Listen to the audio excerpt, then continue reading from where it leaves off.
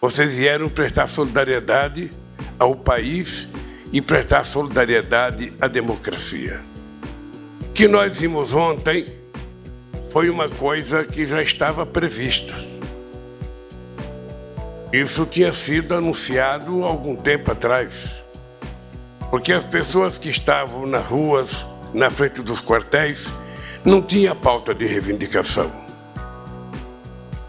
Eu sou um presidente da República que já tive 10 ministros em mesa de negociação para negociar com todo e qualquer segmento da sociedade.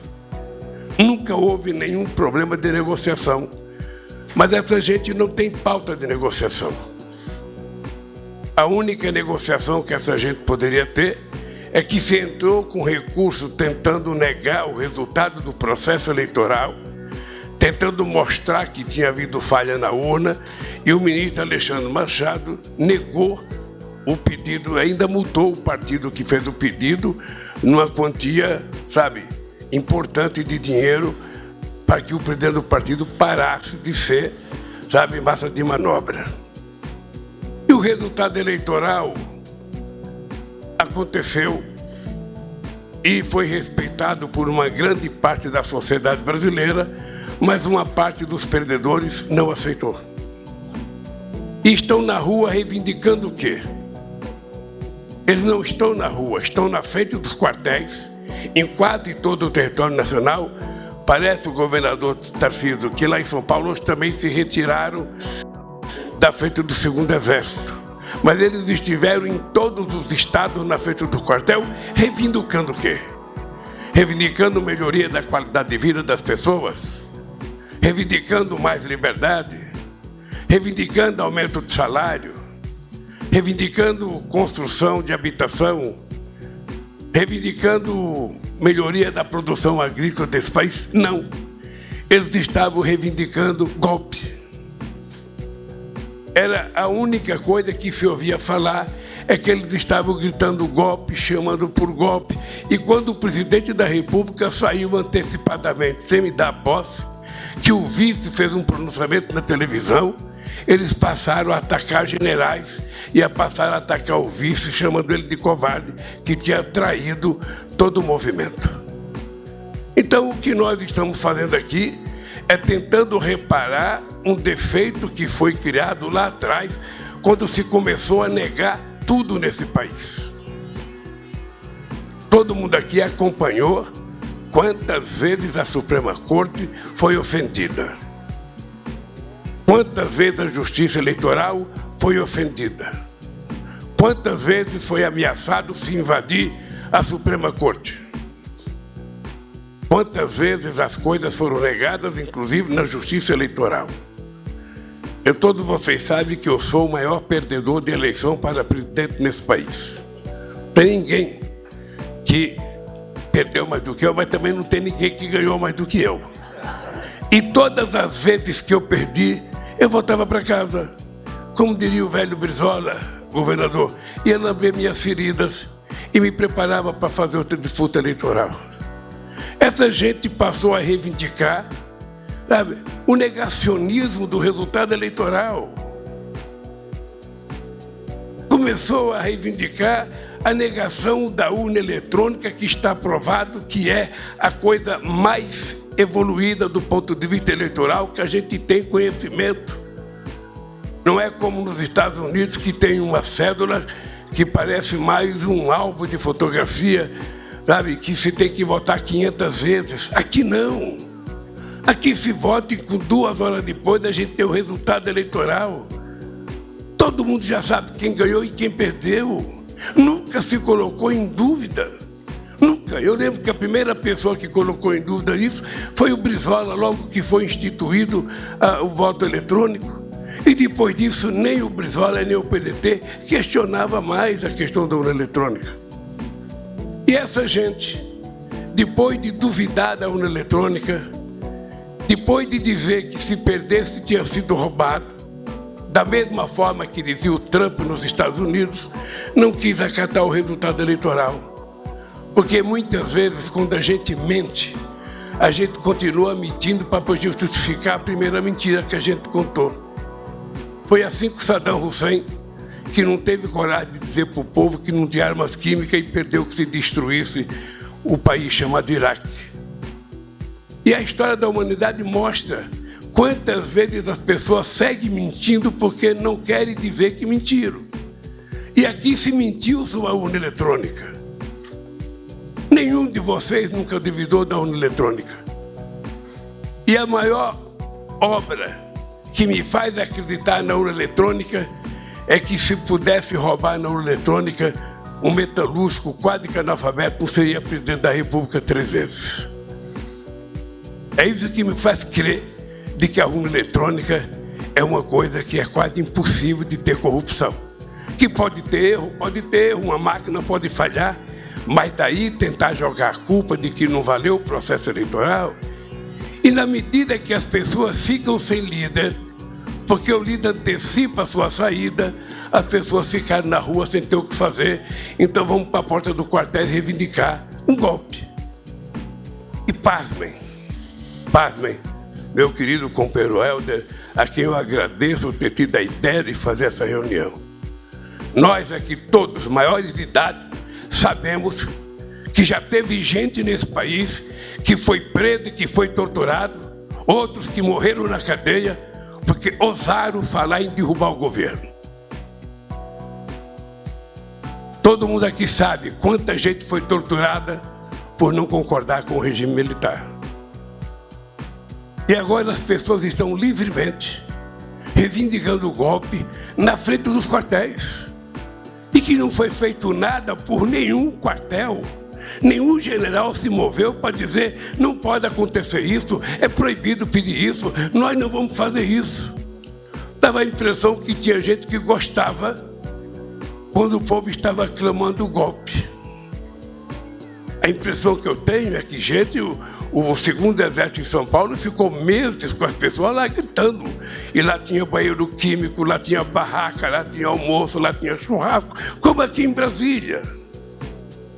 E olha que nós não fizemos nada até que eles fizeram. Eles fizeram aquilo que a gente não esperava que eles fizessem. Depois do dia 1º de janeiro, o domingo mais democrático que essa capital, colheu, com mais de milhares e milhares de pessoas participando da festa da posse, em que o presidente não esperou para me passar a faixa. Depois da grande festa democrática, todos nós fomos pegos de surpresa. Eu estava em São Paulo, visitando a cidade de Araraquara, que tinha sido vítima de uma enchente. Aliás, encontrei o teu secretário da Defesa Civil, e estava trabalhando lá para tentar reparar o prejuízo, que Araraquara teve. Eu espero que você coloque um pouco de dinheiro, a gente coloca um pouco de dinheiro e o próprio Edinho coloca um pouco para a gente tentar recuperar Araraquara.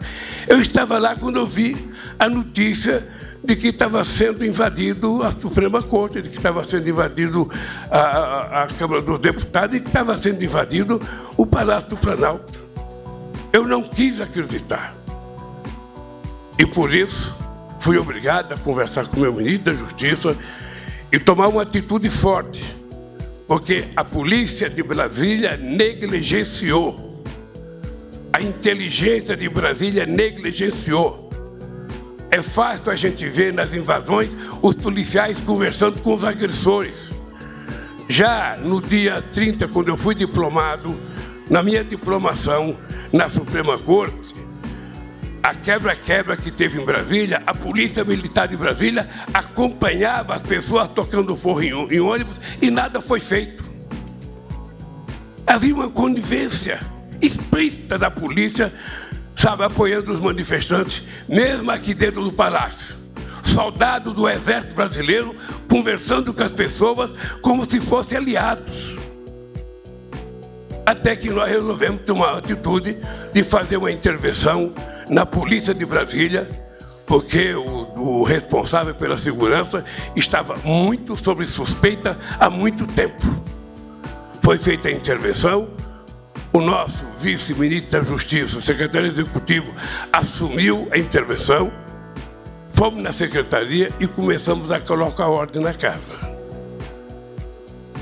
E graças a Deus, nós conseguimos, hoje de manhã, da forma mais tranquila, saber que as pessoas foram retiradas e cada um que entrava no ônibus, o ônibus era dirigido para a Polícia Federal e tem quase 1.500 pessoas presas.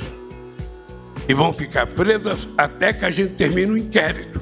E é importante que as pessoas saberem que nós não vamos parar em investigar esses que possivelmente são vítimas, esses que possivelmente são massa de manobra, esses que possivelmente receberam ajuda, lanche, comida para vir aqui protestar, porque os mandantes certamente não vieram aqui.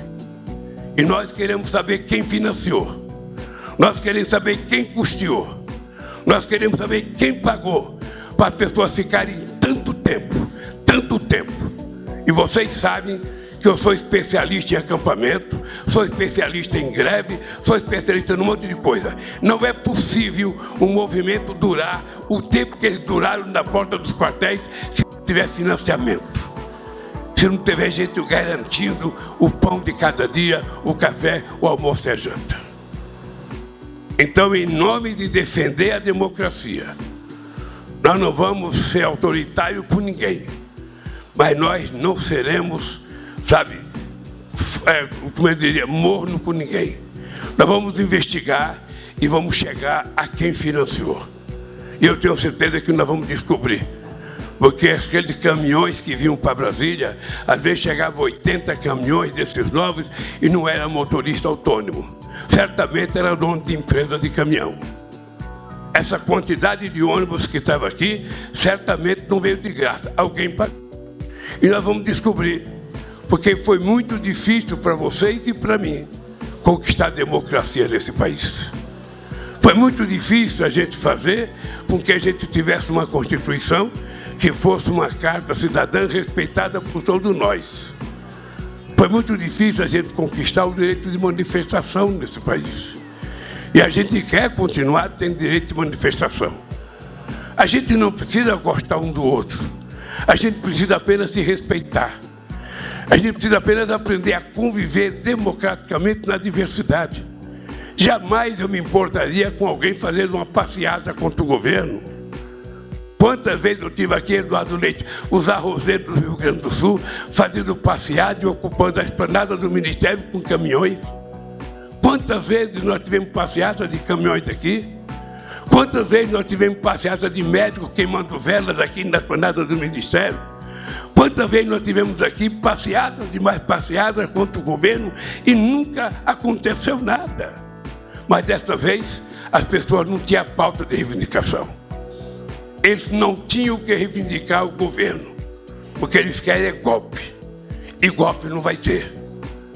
Porque eles têm que aprender que a democracia é a coisa mais complicada para a gente fazer, porque existe a gente suportar os outros, obriga a gente a conviver com o que a gente não gosta, com o que a gente não se dá bem, mas é o único regime que permite que todos tenham chance de disputar e quem ganhar tem o direito de governar. Por isso eu quero agradecer a vocês, do fundo do coração, porque esse gesto de vocês aqui é uma demonstração de que aqui nesse país é possível tudo. É possível discordar, é possível fazer passeata, é possível fazer greve. A única coisa que não é possível é alguém querer acabar com a nossa incipiente democracia que tanto sofreu já com o golpe da presidenta Dilma. Nós não vamos permitir que a democracia escape das nossas mãos, porque ela é a única chance da gente garantir esse povo humilde que vive na periferia, dormindo na rua, consiga o direito de comer 3 vezes ao dia ou consiga o direito de trabalhar. É a única razão pela qual eu votei a ser candidato a presidente da República. É a única razão. E não vou deixar isso escapar, porque quando eu terminar o meu mandato, eu quero entregar esse país para vocês um pouco melhor, ou muito melhor, do que o país que eu recebi, e com a democracia muito mais consolidada. Por isso,